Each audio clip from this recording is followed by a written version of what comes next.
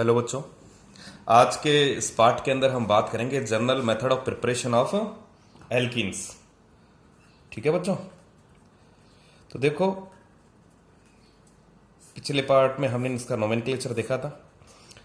देखो सबसे पहले हम बात करते हैं by partial reduction of alkynes. देखो हमें पता है कि सर कैटालाइटिक हाइड्रोजनेशन करें, अगर हम हाइड्रोजनेशन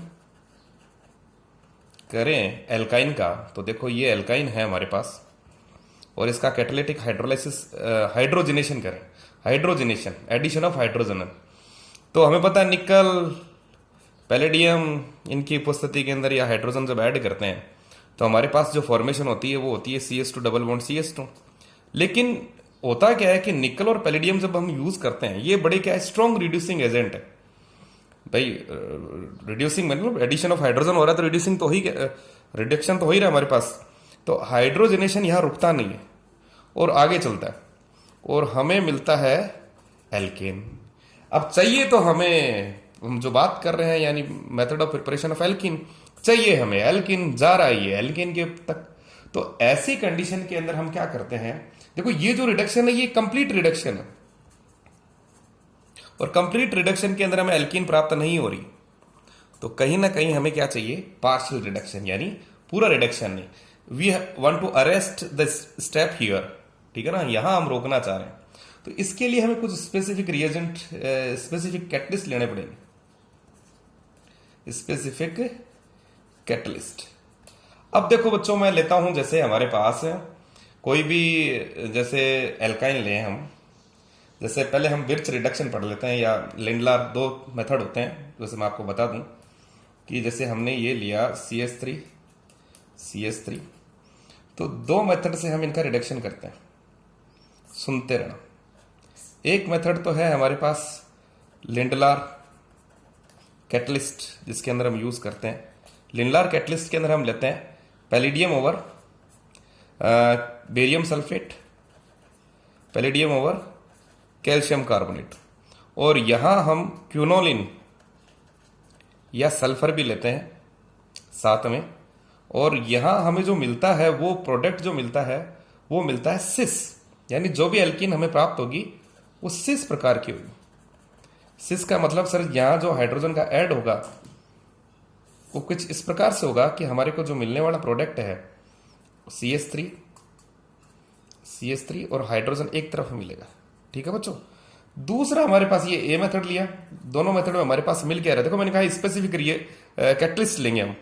ये तो एक हमारे पास सिस एल्किन, एक हम क्या करते हैं अगर सोडियम या लिथियम लिक्विड NH3 के अंदर लें, लिक्विड NH3 के अंदर, हालांकि इस रिडक्शन को अपन बोलते हैं बिर्च रिडक्शन, और इस रिडक्शन के दौरान हमें जो मिलता है वो मिलता है ट्रांस एल्किन।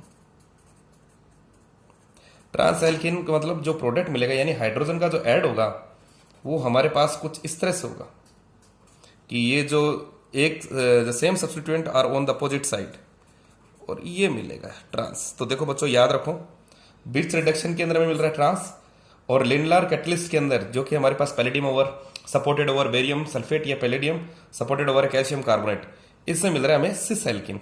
अब देखो इसको हम थोड़ा डिटेल में पढ़ते हैं कि ये होती कैसी है रिएक्शन। चलो आगे चलते हैं बच्चों नेक्स्ट पेज पे। सबसे पहले हम बात करते हैं बिर्च रिडक्शन की। देखो बिर्च रिडक्शन के अंदर देखो पहली कुछ चीजें हैं वो ध्यान से सुन लो। सर बिर्च रिडक्शन में आप ले रहे हो हमारे पास एल्काइन, ठीक है, एल्काइन से तो करवा रहे हैं और हम इसकी रिएक्शन करवा रहे हैं सोडियम या lithium in the presence of NH3 in liquid NH3, और इसमें हमें जो मिल रहा है वो मिल रहा है ट्रांस एल्किन।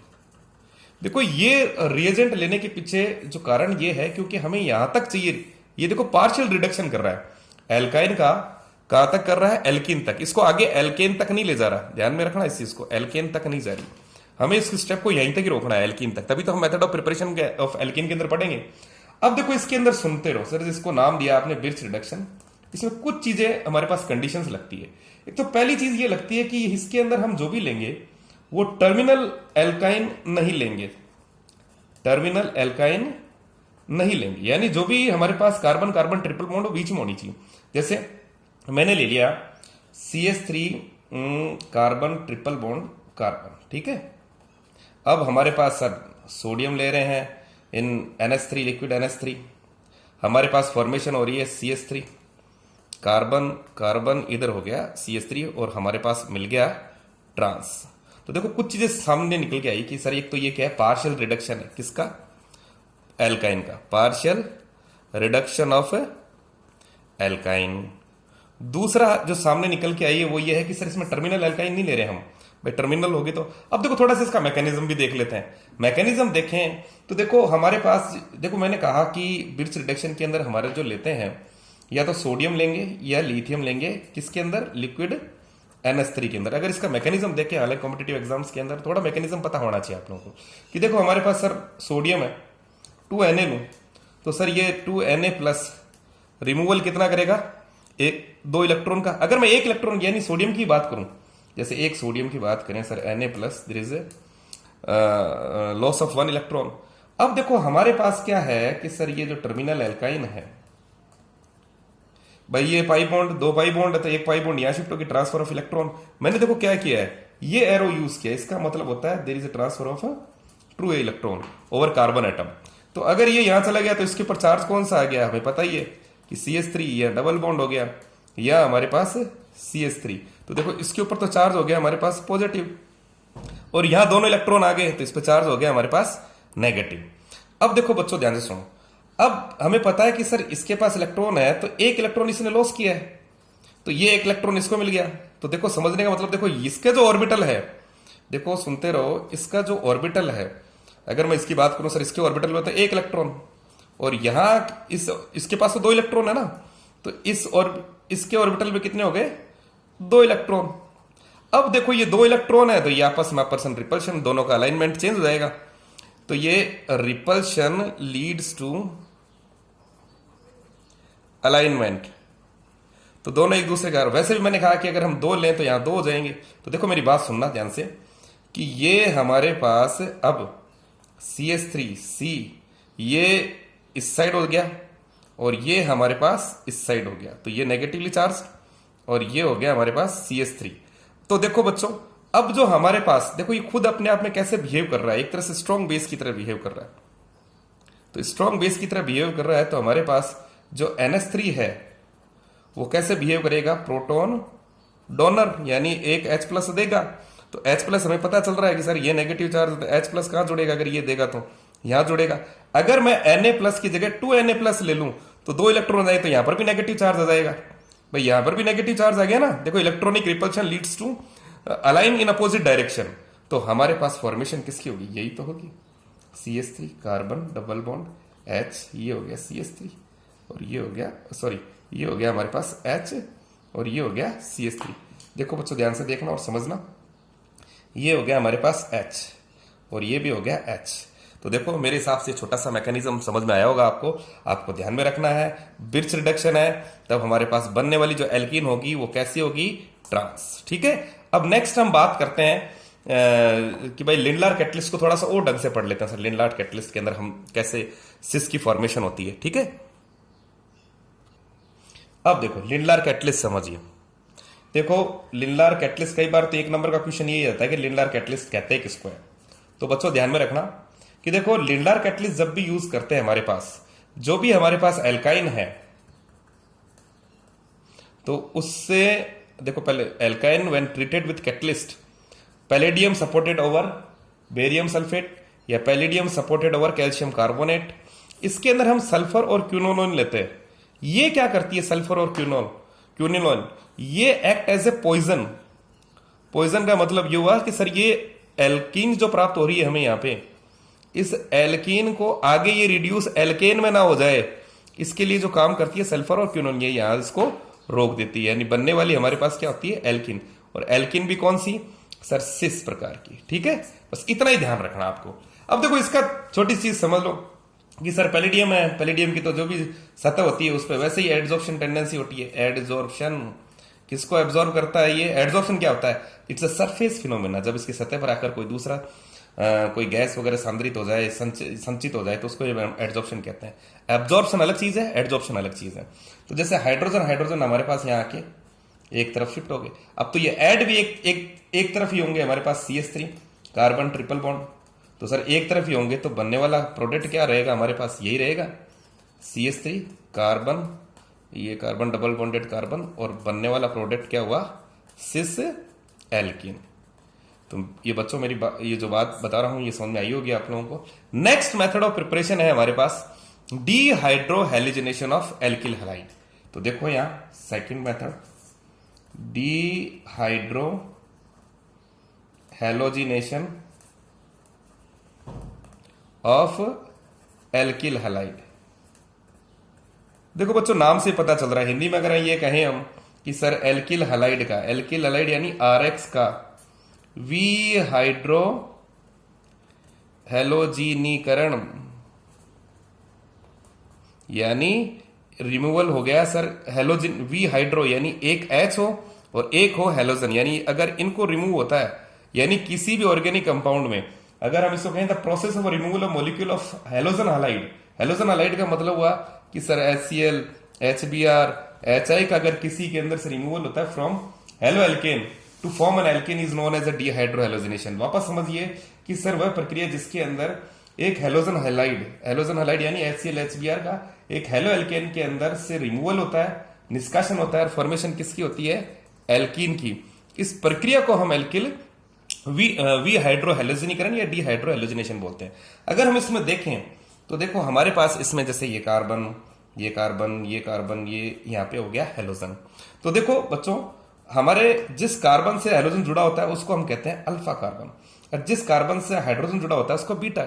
यानी यहां से रिमूवल होता है इसका हेलोजन का, यहां से हमारे पास रिमूवल होता है हाइड्रोजन का। और हमारे पास देखो ये जो प्रक्रिया है वो हम KOH के अंदर संपन्न करवाते हैं, एल्कोहलिक KOH के अंदर, और हमारे पास जो फॉर्मेशन होती है वो किसकी होती है, एल्कीन की। और रिमूवल किसका हुआ, HX का। X यहां पे हमारे पास क्लोरीन हो सकता है, ब्रोमीन हो सकता है या आयोडीन होता है। अब इस रिएक्शन को हम और अच्छी तरह देखते हैं अगले पेज के अंदर। हाँ बच्चों देखिए कि हमारे पास एल्किल हैलाइड है, मैं ले लेता हूं जैसे ये ले लिया कार्बन हाइड्रोजन, ये यहां पर हमारे पास एल्किल हाइड्राइड है, और इसकी रिएक्शन अगर हम करवाएं किसी भी स्ट्रॉन्ग बेस के साथ, या तो हम स्ट्रॉन्ग बेस के अंदर सोडियम इथॉक्साइड लेते हैं। देखो ध्यान से सुनना कि सर डी हाइड्रोजन के अंदर एक तो क्या सोडियम इथॉक्साइड, या हम लेते हैं कंसंट्रेटेड एल्कोहलिक KOH। ये दो रिएजेंट लेते हैं। ये क्या करते हैं जब भी इसके साथ अभिक्रिया संपन्न करवाई जाती है रिएक्शन, तो देखो ध्यान से सुनना और समझने का प्रयास करना। यहां मैं I लिख देता हूं समझाने के लिए, और यहां लिख देता हूं H। यह हो गया हमारे पास कंसंट्रेटेड KOH। तो देखो जिस कार्बन से जुड़ा हुआ है, जिस कार्बन से हेलोजन जुड़ा हुआ है उसको तो हमने कहा अल्फा, जिस कार्बन से हाइड्रोजन जुड़ा उसको कहा बीटा। तो एक चीज देखिए आपने कि जो हाइड्रोजन है that is removed from a beta carbon and halogen from alpha carbon. तो इस अभिक्रिया को हम बीटा एलिमिनेशन अभिक्रिया भी कहते हैं। ठीक है बच्चों, बीटा एलिमिनेशन क्यों कहा गया कि sir hydrogen is being removed from a beta carbon. और वैसे अगर हम रिएक्टिविटी की बात करें, सर ईज कौन सी रहती है सर रिएक्टिविटी, तो सर आयोडाइड के साथ थोड़ा ज्यादा इजीली हो जाता है, आयोडाइड, ब्रोमाइड, उसके बाद हमारे पास क्लोराइड। ठीक है, और टर्शरी के साथ ज्यादा इजीली देती है रिएक्शन ये।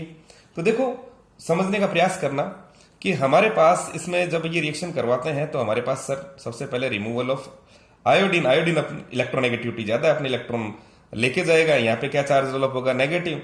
नेगेटिव को पूरा करने के लिए यहाँ पे पॉजिटिव होना चाहिए। और वैसे मैं बता दूं कि देखो नेगेटिव और ये नेगेटिव है और ये पॉजिटिव है। देखो ध्यान से सुनना और बात को समझने का प्रयास करना मैं क्या कहना चाह रहा हूं।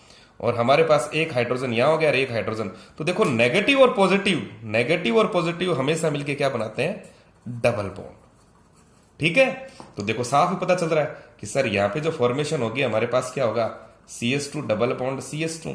एक हमारे पास बन जाएगा KI, भाई KOH तो है ही, और एक हमारे पास क्या बन जाएगा, एक सर H भी तो रिमूवल हो रहा है, तो K प्लस OH माइनस में तो H इसको मिल जाएगा।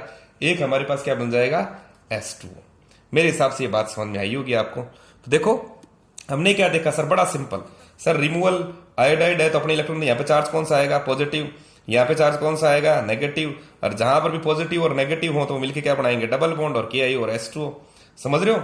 अब देखो नेक्स्ट है हमारे पास सर एक ऐसी चीज आ जाए सर, ऐसी कंडीशन आ जाए जहां पे there is a possibility of 2 beta carbon, जहां कार्बन देखो तो जहां दो प्रकार की संभावना हो, जैसे कि हम एग्जांपल लेते हैं CH3 CH2 CHBr, ठीक है, और इस अभिक्रिया को हम करवाते हैं एल्कोहलिक KOH के प्रेजेंस में।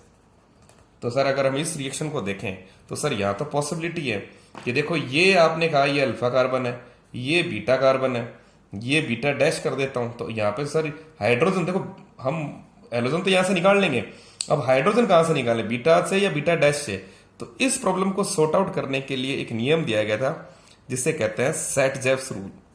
Exam point of view important है, थोड़ा समझ लेना कि सेट-जेव रूल क्या है। सेट-जेव रूल बड़ा सिंपल सा देखो कि देखो whenever 2 alkenes are theoretically possible during dehydrohalogenation, देखो जहां 2 एल्कीन संभव हो बनने की डी हैवी हाइड्रोहेलोजिकन रिएक्शन द्वारा, तो हमेशा हाईली सब्स्टिट्यूटेड एल्कीन ज्यादा बनती है, हाईली सब्स्टिट्यूटेड एल्कीन बनने की संभावना ज्यादा रहती है। क्यों? क्योंकि वो ज्यादा स्टेबल होती है। तो देखो बच्चों अब यहां समझिए कि सर हमारे पास हमें पता ही है सर एक हाइड्रोजन यहां निकालोगे और एक यहां से निकालोगे तो देखो हमारे पास प्रोडक्ट दो आते हैं, एक तो आता है CH3 CH double bond CH3, तो ये हो गया हमारे पास ब्यूट 2 इन, इसके बनने की संभावना हमारे पास 80% होती है। और दूसरा अगर मैं यहां से हाइड्रोजन निकालूं तो हमारे पास बनता है CH3 CH2 CH double bond CH2, ये हमारे पास हो गया ब्यूट 1 इन, इसकी बनने की संभावना यानी लेस हाईली सब्स्टिट्यूटेड है, यानी बहुप्रतिस्थापित कौन सा है सर? बहुप्रतिस्थापित तो ये है, तो इसके बनने की संभावना ज्यादा है। वैसे भी देखो एक चीज समझो ध्यान से कि देखो हम देखेंगे स्टेबिलिटी ऑफ एल्कीन किसकी ज्यादा है, तो अगर हम इसको देखें हमारे पास यहां देखिए, इसको देखोगे तो समझने का प्रयास करना कि सर यहां CH3 या CH3, तो इस एल्कीन के बाद हमारे पास जो अल्फा हाइड्रोजन है या हाइपर कॉन्जुगेट्स है, कितने? 3 अल्फा हाइड्रोजन यहां हो गए, 3 यहां हो गए, तो टोटल कितने हो गए? 6 हाइपर कॉन्जुगेट्स हो गए। हाइपर कॉन्जुगेशन के अंदर पढ़ा था स्टेबिलिटी ऑफ एल्कीन।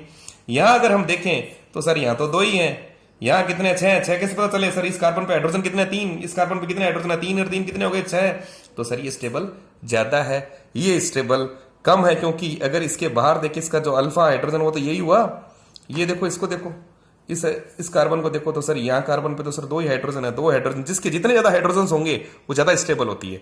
ठीक है बच्चों, मेरे हिसाब से सेट-जेव का नियम समझ में आया होगा कि देखो वापस समझ लीजिए कि अगर ऐसी पॉसिबिलिटी हो जहां 2 बीटा कार्बन हो तो हमेशा वह एल्कीन अधिक मात्रा में बनती है जो बहुप्रतिस्थापित हो। इन हिंदी के अंदर तो ये है, इंग्लिश में sir more highly substituted alkene will be formed as a major product, that's all. उसके बाद हम और कुछ और लेंगे नेक्स्ट वीडियो के अंदर, 2 मेथड और लेंगे। वीडियो 18 मिनट से ऊपर हो चुका है, मैं इसको यहीं खत्म करना चाहूंगा। ये मेरे हिसाब से बीटा एलिमिनेशन रिएक्शन समझ में आई होगी आप लोगों को। Thank you.